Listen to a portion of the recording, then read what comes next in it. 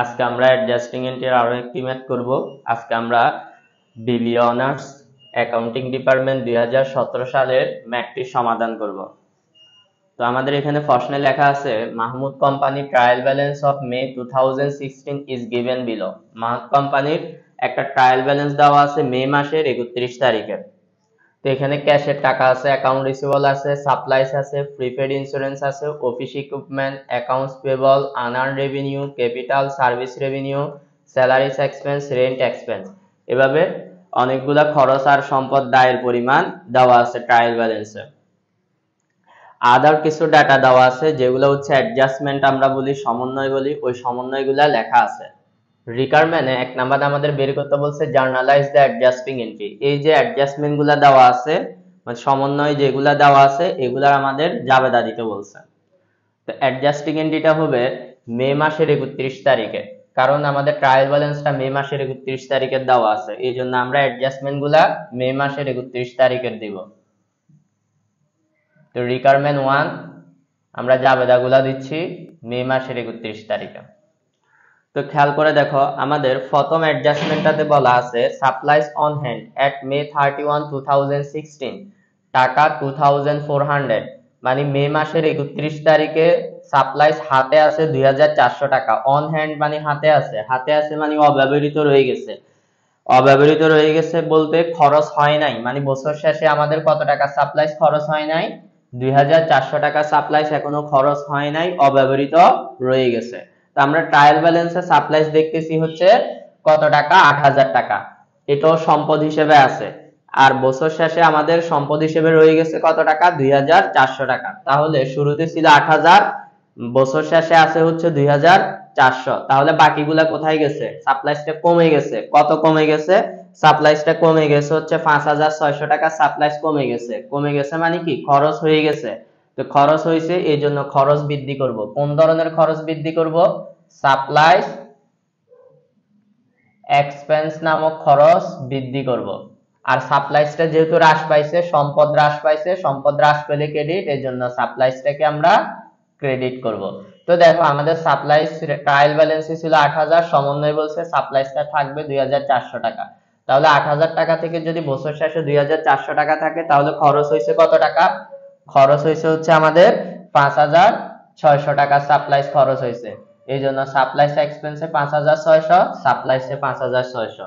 Supplies expense কে কেন debit করলাম, খরচ বৃদ্ধি পাইছে এই জন্য সাপ্লাইজ এক্সপেন্স কে ডেবিট করলাম। আর সাপ্লাইজ নামক সম্পদ হ্রাস পাইছে এই জন্য সাপ্লাইজটাকে আমরা ক্রেডিট করলাম। আমাদের এরপর আবার জাবেদা 2 নাম্বার অ্যাডজাস্টমেন্ট যেটা আছে সেটা জাবেদা দিব। তো 2 নাম্বার অ্যাডজাস্টমেন্টটা বলা আছে এ ইউটিলিটি বিল অফ টাকা 2000 ইজ আনপেইড। ইউটিলিটি বিল বলতে উপযোগ খরচের কথা বলছে, 2000 টাকা ইজ আনপেইড। আনপেইড মানে এখনো টাকাটা পরিশোধ করা হয় নাই, মানে খরচ বকেয়া আছে। তো খেয়াল রাখবা কোনো খরচ যদি বকেয়া থাকে তাহলে আমাদের জাবেদাতে খরচও বৃদ্ধি করতে হবে, আবার বকেয়া খরচ নামক দায়ও বৃদ্ধি করতে হবে। কোনো খরচ বকেয়া থাকলে যে খরচটা বকেয়া থাকবে সেই খরচটাকে বৃদ্ধি করব, আবার সেই খরচটা বকেয়া থাকার কারণে বকেয়া খরচ নামক দায়ও বৃদ্ধি করব। তাহলে এখানে আমাদের কি বকেয়া আছে, ইউটিলিটি নামক খরচ বকেয়া আছে, এই জন্য আমরা খরচ বৃদ্ধি করব। কোন ধরনের খরচ বৃদ্ধি করব, ইউটিলিটি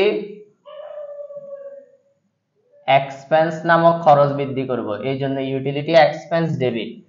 আর বকেয়া খরচ নামক দায় বৃদ্ধি করব, এই জন্য দায় বৃদ্ধি করলে ক্রেডিট হবে। তো আমরা এখানে লিখব ইউটিলিটি পেবল ক্রেডিট। পেবল মানে বকেয়া, মানে ইউটিলিটি পেবল বলতে বকেয়া উপযোগ খরচকে বোঝানো হয়েছে। তো কত টাকা খরচ বকেয়া আছে, 2000 টাকার খরচ বকেয়া আছে, এই জন্য আমরা এখানে উভয় পাশে 2000 টাকা লিখব। Utility expense debit 2000, utilities payable credit 2000 টাকা। এবার আমরা 3 নাম্বার অ্যাডজাস্টমেন্টটা জাবেদা দিব। জাবেদাগুলো সবগুলা মে মাসের 31 তারিখে হবে। তো দেখো 3 নাম্বার অ্যাডজাস্টমেন্টে আমাদের বলা আছে দা ইন্স্যুরেন্স পলিসি ইজ ফর 1 ইয়ার, মানে ইন্স্যুরেন্সটা 1 বছরের জন্য দেওয়া হয়েছে। কয় বছরের জন্য দেওয়া হয়েছে, 1 বছরের জন্য দেওয়া হয়েছে। তা 1 বছরের জন্য যদি দেওয়া হয়ে থাকে, খেয়াল করে দেখো ইন্স্যুরেন্সটা যদি 1 বছরের জন্য দেওয়া হয়ে থাকে তাহলে এখানে আমরা যে এখানে 12,000 টাকা লেখা আছে, এই 12,000 টাকা হচ্ছে 1 বছরের জন্য দেওয়া হয়েছে। তা 1 বছরের জন্য দেওয়া হইলে আমাদের এখানে আমরা অঙ্ক করতেছি শুধুমাত্র কোন মাসের, মে মাসের অঙ্ক করতেছি। তাহলে মে মাসের অঙ্ক করলে এখানে 1 বছরের জন্য দেওয়া হয়ে থাকলে 1 মাস খরচ হয়েছে। শুধু কয় মাস খরচ হয়েছে? 1 মাস খরচ হয়েছে, কারণ আমরা মে মাসের 31 তারিখের অ্যাডজাস্টমেন্ট দিচ্ছি। তো মে মাসের 31 তারিখ এটা 1 মাসের অঙ্ক। 1 মাসের যদি হয়ে থাকে, আমরা এখন 1 মাসের টাকা খরচ হিসেবে দেখাবো। এখানে প্রিপেড ইন্স্যুরেন্স কত টাকা লেখা আছে? 12,000 টাকা লেখা আছে। আর সমন্বয় বলছে এটা দিছে কয় বছরের জন্য? 1 বছরের জন্য, 1 ইয়ারের জন্য দিছে। তো ব্যবসাটা কখন থেকে শুরু হয়েছে এটা নরমালি অঙ্কে বলা নাই। যেহেতু বলা নাই, মে মাসের কথা যেহেতু বলা আছে, আমরা ধরে নিচ্ছি এটা শুধুমাত্র 1 মাসের অঙ্ক। কয় মাসের অঙ্ক? 1 মাসের অঙ্ক হিসেবে আমরা এটাকে ধরে নিচ্ছি। তাহলে আমাদের মে মাসের শুরুতে যদি দিয়ে থাকে ইন্স্যুরেন্সটা 1 বছরের জন্য, তাহলে মে মাস শেষ, 1 মাস খরচ হয়ে গেছে। এই জন্য আমরা এখানে খরচ বৃদ্ধি করব। তো কি লিখবো? Insurance expense debit. Insurance expense debit. তারপর ইন্স্যুরেন্সটা খরচ হয়েছে কোন জায়গা থেকে? অগ্রিম ইন্স্যুরেন্স থেকে, মানে ও প্রিপেড ইন্স্যুরেন্স থেকে খরচ হয়েছে। এই জন্য প্রিপেড ইন্স্যুরেন্স নামক সম্পদ হ্রাস করব। তো আমরা এখানে লিখব প্রিপেড ইন্স্যুরেন্স ক্রেডিট। তো টাকা লিখবো 1 মাসের, এখানে 1 মাস খরচ হয়েছে। তো এখানে টাকা লেখা আছে 12,000 টাকা। 12,000 টাকা হচ্ছে কয় বছরের জন্য? 1 বছরের জন্য। 1 বছর মানে 12 মাস। তাহলে এই যে 12,000 আছে, 12,000 কে আমরা 12 দিয়ে ভাগ 1 দিয়ে গুণ করলে 1 মাসের টাকাটা পাবো। তো 1 মাসের টাকা আসবে হচ্ছে আমাদের 1,000 টাকা। তো আমরা এখানে 1,000 টাকা লিখবো। তো আশা করি এটা সবাই বুঝতে পারছো। এরপর আমরা 4 নাম্বার অ্যাডজাস্টমেন্টটা দিব। তো 4 নাম্বার অ্যাডজাস্টমেন্টটা বলা আছে টাকা 10,000 unearned revenue has been earned। unearned revenue মানে হচ্ছে অনুপার্জিত আয়। অনুপার্জিত আয় মানে হচ্ছে অগ্রিম আয়। অগ্রিম আয় বলতে কোন জিনিস? তুমি কারো কাছ থেকে অগ্রিম টাকা নিয়ে নিছো, তাকে এখনো সেবা দাও নাই, এই জিনিসটাকে বলা হয় অগ্রিম আয়। আর অগ্রিম আয় একটা দায়। অগ্রিম আয় হচ্ছে এক ধরনের দায়, মানে চলতি দায়। এটা has been earned, তো যার কাছ থেকে টাকা নিছো তুমি তাকে সেবা দিয়ে দিছো। has been earned মানে এখানে বলছে unearned revenue has been earned, যার কাছ থেকে অগ্রিম টাকা নিছো তাকে সেবা দিয়ে দিছো। তাহলে তোমার এখন দায় কমবে, আয় বাড়বে। মানে যার কাছ থেকে টাকা নিছো তাকে সেবা দিছো, তাহলে তো সে আর টাকা পাবে না, দায় কমবে। আর তার সেবাটা তাকে দিয়ে দিছো, মানে তোমার সেবা আয় হয়ে গেছে। এই জন্য unearned revenue নামক দায় কমবে, সার্ভিস রেভিনিউ নামক আয় বাড়বে। তো এটার জন্য জাবেদা হবে unearned revenue debit। unearned revenue debit, service revenue credit. তো টাকা কত টাকা লিখবো? কত টাকা আর্ন হয়েছে? 10,000 টাকা আর্ন হয়েছে। এই জন্য unearned revenue debit 10,000, service revenue credit 10,000। এরপর আমরা মে মাসের 31 তারিখ আবার জাবেদা দিব, 5 নাম্বার অ্যাডজাস্টমেন্টের জন্য জাবেদা দিব। তো আমাদের 5 নাম্বার অ্যাডজাস্টমেন্টটা বলা আছে স্যালারিজ অফ টাকা 8,000 আর অ্যাক্রুয়েট। এই যে অ্যাক্রুয়েট মানে হচ্ছে বকেয়া। অ্যাক্রুয়েট মানে বকেয়া। এট মে 31, 2016 মানে মে মাসের 31 তারিখে স্যালারিজ মানে হচ্ছে বেতন। বেতন বকেয়া আছে কত টাকা? 8,000 টাকা। তাহলে কোনো খরচ যদি বকেয়া থাকে, খরচও বৃদ্ধি করতে হবে, আবার বকেয়া খরচ নামক দায়ও বৃদ্ধি করতে হবে। তাহলে কি বকেয়া আছে? স্যালারি বকেয়া আছে। এই জন্য আমরা এখানে লিখবো স্যালারিজ এক্সপেন্স ডেবিট। আর বকেয়া খরচ নামক দায় বৃদ্ধি করব, এই জন্য এখানে লিখবো স্যালারিজ পেবল ক্রেডিট। কত টাকা বকেয়া আছে? 8,000 টাকা বকেয়া আছে। এই জন্য আমরা এখানে উভয় পাশে 8,000 টাকা লিখবো। তো কোনো খরচ বকেয়া থাকলে খরচও বৃদ্ধি করব, আবার খরচ নামক বকেয়া খরচ নামক দায়ও বৃদ্ধি করব। তো খরচ বৃদ্ধি পেলে ডেবিট, এই জন্য স্যালারিজ এক্সপেন্সকে ডেবিট করলাম। আর বকেয়া খরচ নামক দায় বৃদ্ধি করলে দায় ক্রেডিট হয়, এই জন্য স্যালারিজ পেবলটাকে ক্রেডিট করলাম। এরপর আমরা 6 নাম্বার অ্যাডজাস্টমেন্টের জাবেদা দিব।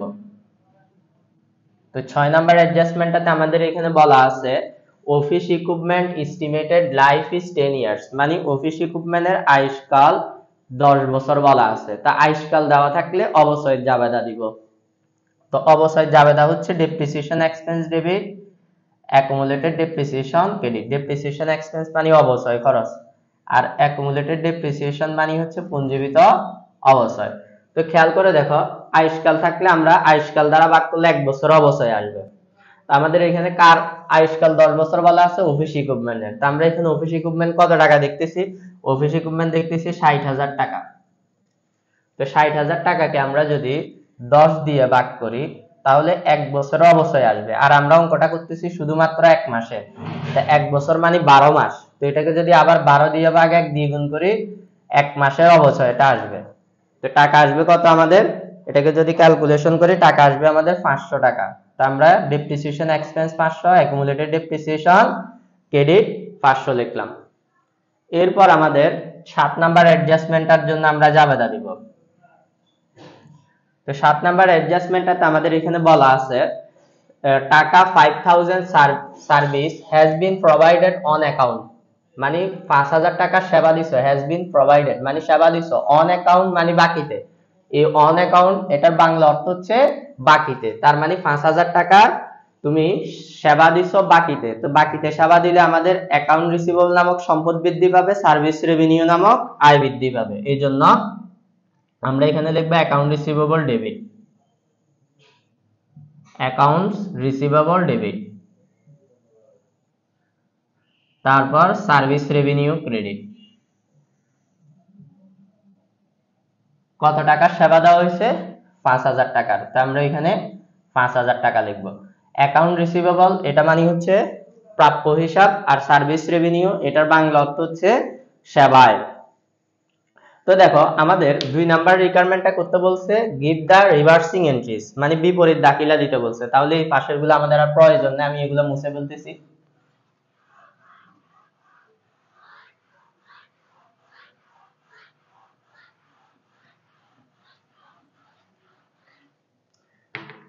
দেখো রিকোয়ারমেন্ট 2 করতেছি আমরা এখন। তো আমরা রিভার্সিং এন্ট্রি কিসের কিসের জন্য দিতে হবে আমি একটু বলে দিই তোমাদেরকে। অগ্রিম আয়ের জন্য, বকেয়া খরচের জন্য। এই জিনিসগুলা যদি ডেবিট পাশে ক্রেডিট পাশে থাকে তাহলে সেই জাবেদাগুলোকে রিভার্স করে দিতে হবে। আবার অগ্রিম খরচ আর বকেয়া খরচ এই জিনিসগুলা যদি জাবেদাতে ডেবিট পাশে থাকে, অ্যাডজাস্টিং এন্ট্রিতে ডেবিট পাশে থাকে, তাহলে সেই জাবেদাগুলোকেও রিভার্স করে দিতে হবে। আর রিভার্সিং এন্ট্রি দিতে হয় অ্যাডজাস্টিং এন্ট্রি যে তারিখে দেওয়া হয়, রিভার্সিং এন্ট্রি তার পরের তারিখে দেওয়া হয়। তো এখানে আমরা অ্যাডজাস্টিং এন্ট্রিগুলো দিছি মে মাসের 31 তারিখে, তাহলে রিভার্সিং এন্ট্রি হবে জুন মাসের 1 তারিখে। তা আমরা একটু খেয়াল করে দেখি, এখানে আমাদের সাপ্লাইস এক্সপেন্স এটা খরচ, আর সাপ্লাইস এটা হচ্ছে অগ্রিম খরচ। তো সাপ্লাইস অগ্রিম খরচ কোন পাশে থাকতে হবে বলছিলাম? ডেবিট পাশে থাকতে হবে। এখানে কোন পাশে আছে? ক্রেডিট পাশে আছে। তার মানে প্রথম জাবেদাটা রিভার্সিং এন্ট্রি হবে না। 2 নাম্বার জাবেদাতে আমরা এখানে দেখতেছি ইউটিলিটি এক্সপেন্স এটা খরচ, আর ইউটিলিটি পেবল এটা হচ্ছে বকেয়া খরচ। তাহলে বকেয়া খরচ কোন পাশে আছে?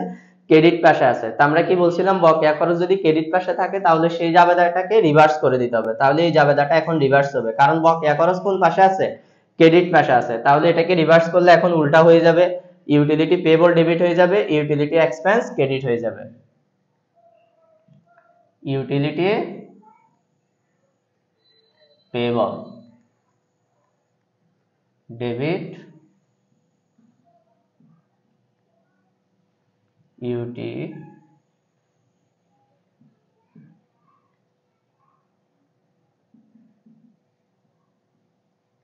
Expense credit. তো কত টাকা আছে? 2000 টাকা। টাকা পয়সা সবকিছু সেম থাকবে, শুধু ডেবিটটা ক্রেডিট হয়ে যাবে, ক্রেডিটটা ডেবিট হয়ে যাবে। আবার আমাদের পরের জাবেদা এখানে দেখতেছি আমাদের ইন্স্যুরেন্স এক্সপেন্স, তারপরে প্রিপেড ইন্স্যুরেন্স। প্রিপেড ইন্স্যুরেন্স এটা একটা অগ্রিম খরচ। অগ্রিম খরচ কোথায় থাকতে হবে বলছিলাম? ডেবিট পাশে। এখানে অগ্রিম খরচটা ক্রেডিট পাশে আছে, এই জন্য এটা রিভার্স হবে না। আনআর্ন রেভিনিউ এটাও অগ্রিম আয়। তো অগ্রিম আয়টা থাকতে হবে ক্রেডিট পাশে বলছিলাম, এটা এখানে ডেবিট পাশে আছে, এই জন্য এটাকেও রিভার্স করব না। আবার এইখানে আমরা দেখতেছি স্যালারিজ পেবল আছে। তো স্যালারিজ পেবল মানে বকেয়া খরচ। তো বকেয়া খরচটা এটা জাবেদাতে ক্রেডিট পাশে আছে। তো বকেয়া খরচ কোন পাশে থাকলে রিভার্স করব বলছিলাম? ক্রেডিট পাশে থাকলে। তাহলে এখানে এটা ক্রেডিট পাশে আছে, এই জাবেদাটাকে আমরা রিভার্স করব। তাহলে এটাকে যদি এখন রিভার্স করি, উল্টা করে দিব, জাবেদা কি হবে? জাবেদা হবে salaries payable debit, salaries expense credit. Salaries, payable debit salaries, expense credit. টাকা কত আছে? ৮০০০ টাকা। তো আমরা এখানে ৮০০০ টাকা লিখব। এরপর এই জাবেদাটাতে আমাদের ডেপ্রিসিয়েশন এক্সপেন্স আর অ্যাকুমুলেটেড ডেপ্রিসিয়েশন আছে। এখানে কোনো বকেয়া খরচ, অগ্রিম খরচ, বকেয়া অগ্রিমায় কোনো কিছু নাই, এটা রিভার্স হবে না। তারপর ৩১ তারিখে অ্যাকাউন্ট রিসিভেবল মানে এটা হচ্ছে প্রাপ্য হিসাব। প্রাপ্য হিসাব এটা বকেয়া আয়। তো বকেয়া আয় কোন পাশে থাকলে বলছি রিভার্স হবে? বকেয়া আয়টা আমাদের যদি এটা খরচ লিখে ফেলছি, এটা আয় হবে, দুইটাই খরচ লিখে ফেলছি। তো বকেয়া আয় যদি কোন পাশে থাকে? ডেবিট পাশে থাকে। তো আমরা এখানে দেখতেছি আমাদের বকেয়া আয়টা ডেবিট পাশে আছে, তাহলে এটাকে আমরা রিভার্স করব। তো এটাকে যদি রিভার্স করি তাহলে এটা উল্টা হয়ে যাবে, এটা এখন service revenue, service revenue debit, account receivable credit.